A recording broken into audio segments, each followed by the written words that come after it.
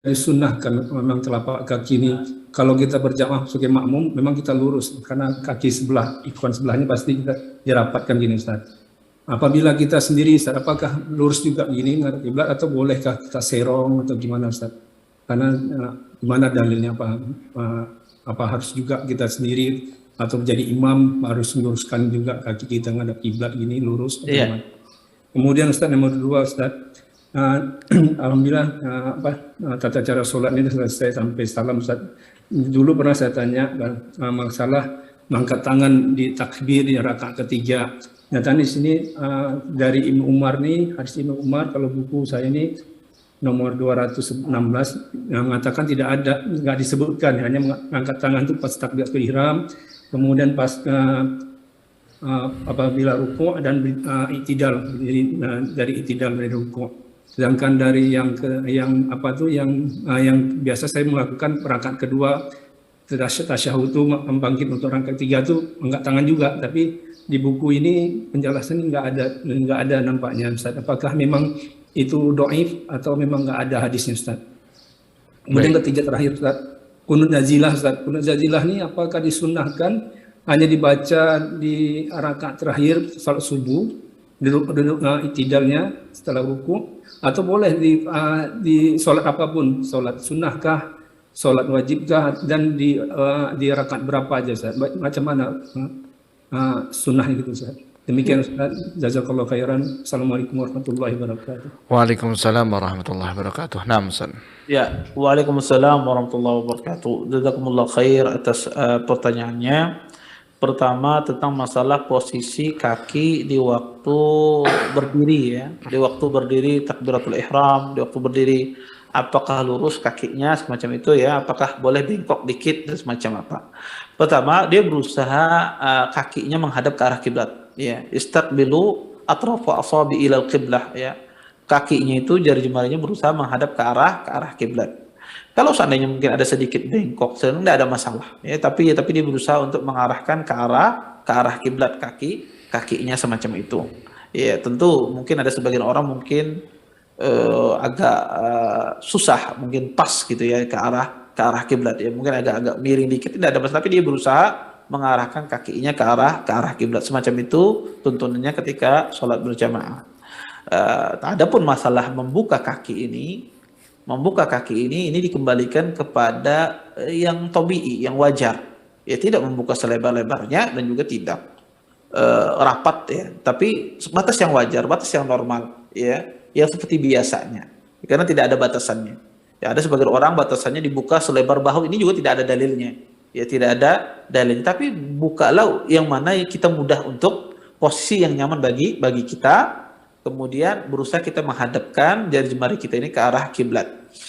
Ini yang pertama. Poin yang kedua tentang masalah mengangkat tangan ketika bangkit dari rakaat kedua ya. Bangkit dari rakaat kedua. Apakah mengangkat tangan ataukah tidak? Sedangkan di buku tidak dijelaskan mengangkat tangan atau tidak. Pertama, ada 3 pendapat Bapak Ibu ikhwan dan akhwat yang dimuliakan oleh Allah Subhanahu wa taala tentang masalah mengangkat tangan selain takbiratul ihram. Jadi sebelum saya jelaskan ini harus dibedakan 2 istilah ini karena orang sering tertukar antara istilah raf'ul yadain, mengangkat tangan, dengan istilah takbir, bertakbir. Takbir itu artinya ucapan kita Allahu Akbar, itu takbir namanya. Ucapan Allahu Akbar. Jadi takbir itu tidak mesti angkat tangan. Tapi raf'ul yadain itu mengangkat tangan. Jadi orang itu sering tertukar karena kebanyakan orang di benaknya takbir itu pasti mengangkat tangan. Enggak mesti. Maka takbir itu artinya adalah ucapan kita Allahu Akbar. Adapun mengangkat tangan ini dalam bahasa Arab disebut dengan raf'ul aidi atau raf'ul yadain. Nah, masalah mengangkat tangan ini ada 3 pendapat dalam masalah ini. Pendapat yang pertama yang mengatakan bahwasanya mengangkat tangan di 3 tempat saja. Iya, di 3 tempat. Iya. Ketika takbiratul ihram, kemudian ketika mau ruku, ketika bangkit dari ruku. Ya, di 3 tempat. Ini pendapat yang pertama. Pendapat yang kedua, mengangkat takbiratul ihram, mengangkat tangan ini adalah mengangkat ketika bangkit dari rakaat kedua di tasyahud. Dia naik ke tasyahud, dia bangkit. Pendapat yang ketiga adalah mengangkat dalam setiap kondisi turun dan naik. Apa saja kondisi turun dan naik, dia mengangkat tangan. Nah, dan semuanya itu bersumber dari satu hadis. Ya, semuanya itu berasal dari satu hadis riwayat yang banyak, ya, riwayat yang banyak. Sehingga terjadi khilaf yang sangat kuat di kalangan para ulama dalam masalah ini. Kalau kita melihat dari kekuatan dalil, dari sisi kekuatan dalil, maka dalil yang mengatakan mengangkat dalam tiga posisi ini yang paling kuat. Kalau kita lihat dari sisi kondisi kekuatan dalil, maka yang mengatakan 3 tempat ini yang paling kuat. Kemudian yang kedua adalah yang terkuat adalah yang mengatakan bahwasanya mengangkat di setiap naik di rakaat kedua, mengangkat tangan. Ini yang paling terkuat. Yang ketiga adalah baru yang mengangkat tangan di setiap turun dan naik itu mengangkat tangan. Nah, sebagian ulama mereka ada di antaranya adalah Imam Ibnu Rajab tidak mempertentangkan hadis-hadis ini. Karena di bahasa satu hadis kata beliau itu tidak bertentangan. Kenapa? Karena bisa digabungkan hadisnya. Artinya Nabi SAW kebanyakannya beliau mengangkat tangan itu di 3 tempat saja. Tapi kadang-kadang Nabi mengangkat tangan juga di waktu naik di rakaat kedua, atau kadang-kadang Nabi mengangkat tangan juga naik di rakaat pertama, semacam itu, kata Ibnu Rajab. Sehingga hadis-hadis yang jalur-jalur yang banyak itu berasal dari satu sahabat itu tidak bertentangan, kata beliau, tetapi itu adalah kadang-kadang dilakukan oleh Nabi Muhammad SAW. Dan ini masalah-masalah khilaf yang sangat panjang di kalangan para ulama. Ya, tapi kalau ditanya saya pribadi, ya terus terang, saya tidak bisa memutuskan yang rajih semacam ini. Tetapi inilah khilaf yang sangat kuat di kalangan para ulama. Tapi kalau kita ingin membedah dari sisi dalil, dari sisi kuat, maka pendapat yang pertama ini lebih kuat.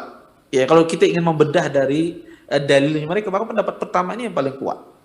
Ya, tetapi perkataan Ibnu Rajab ini juga perlu kita cermati bahwasanya kata beliau ini adalah tidak bertentangan karena kadang-kadang dilakukan oleh Nabi Muhammad SAW, tapi keseringannya beliau di 3 tempat tersebut mengangkat tangannya. Ya. Kemudian pertanyaan yang terakhir adalah masalah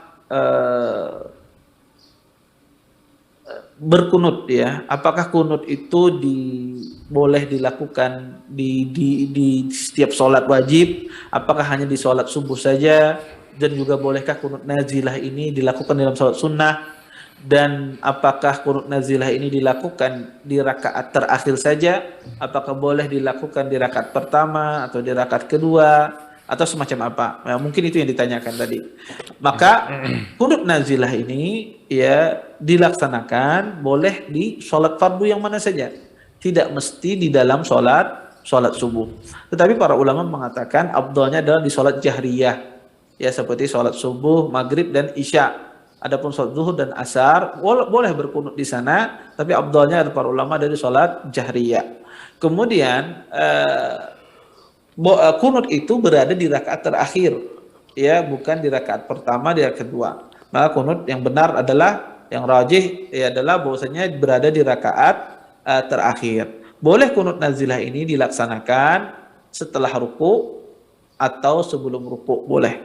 Ya, boleh dia berkunut sebelum ruku atau setelah ruku, ya, di rakaat terakhir. Dan kunut nazilah ini boleh tidak orang berkunut nazilah di sholat sunnah, misalnya dalam sholat malam dia berkunut nazilah, boleh, tidak mengapa. Orang berkunut nazilah dalam sholat malamnya mendoakan kehancuran atau musibah kepada orang-orang yang misalnya membantai, membasmi kaum muslimin, maka tidak mengapa. Wallahu taala.